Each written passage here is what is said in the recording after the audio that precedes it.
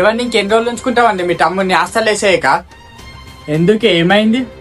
మన పిల్లల్ని పెంచుడే ఎక్కువైతుందంటే మళ్ళీ మీ తమ్ముడు ఉంటే అయితే నేనైతే ఉండండి. సరే సరే అయితే ఆగు, ఏడోకు పంపించేద్దాం తీ.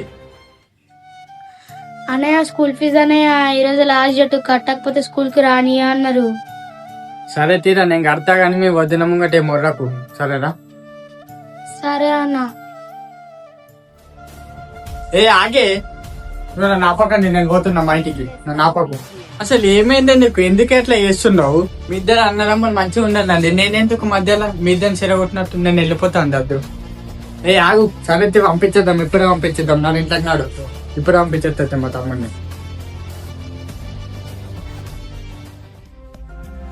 అరే నువ్వు ఇంట్లోంటే చదువుతలేవు కదా, మీ సార్ ఫోన్ చేసిండు, నీకు హాస్టల్ మాట్లాడినా హాస్టల్కో.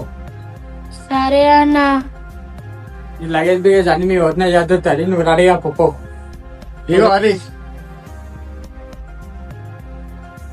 బాయ్ వదినే. సరే బాయ్. అరే నీకు హాస్టల్లో మొత్తం ఫుడ్ బిడ్ అన్ని మాట్లాడినా, నీ బ్యాగులో పైసలు పెట్టినా, సరేనా? సరే అన్న. అరే నువ్వు వీడు ఉంటే చదువుతలేవని నేను హాస్టల్ వేసిన, సరేనా? నీకేమైనా అవసరం ఉంటే నా రాంగ్ ఫోన్ చేయి, అప్పుడప్పుడు నెలకు ఒకసారి వచ్చిపోతా, సరేనా? అన్నా నువ్వు వదిన మాట్లాడుకునేటప్పుడు నేను వెళ్ళిపోదాం అనుకున్నా.